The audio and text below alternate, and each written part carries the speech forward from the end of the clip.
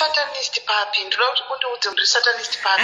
But zvinhu zvamunoita my sister zvinoitwa nemazidya vanhu mugomo mufunge hazviitwi nemunhu ari normal. Trolleri yamuri kuita mwana wamai wenyu on social media, how do you feel it was you? Okay, let me put it this way.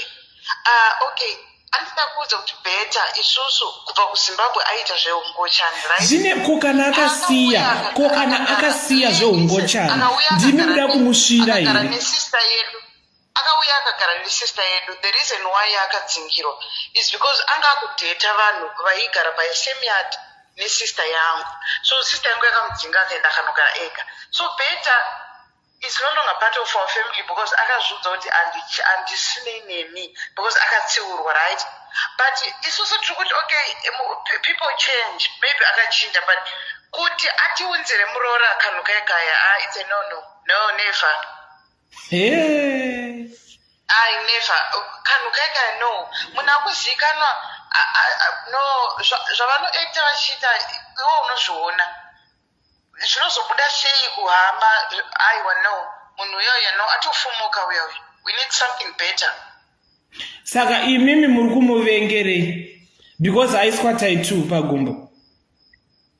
Tytie nderake ndakuvhunza an honest question kuti better wamona aiswa Tytie musikana uya ari nezita. Ahana, why asina kuiswa? Chindipindura kuti why asina kuiswa. Matichi Nati Tytie handiti watiraiswa nemusikana. So why mukomana asina kuiswa Tytie? haizvo pachawo my sister, but imi muri bita ndo chokwadi chatongokudze chokwadi kuti muri bita henyu. Even mukaramba muri bita zvamunoita hazvitwe nemunhu, hama yemunhu cheche. Because why?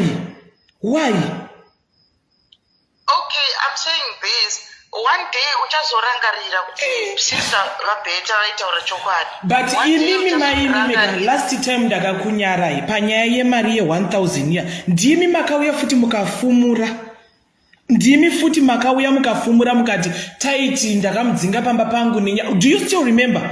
Ndimi futi nyakuya futi last time. Guys, kana musinga pamwe mamusati makundifollowaka tinoigona kuidzokorera ningirikini iyoyi. Togona kuidzokorera live yomoiona. Ndandiri inini maimiki na Hanzi nani? Na ndiani wa 34 na nini? 13 prophetess. Prophetess, exactly. Prophetess Magadalena. If kana mchida kuti tiitsvage live yo iri papa.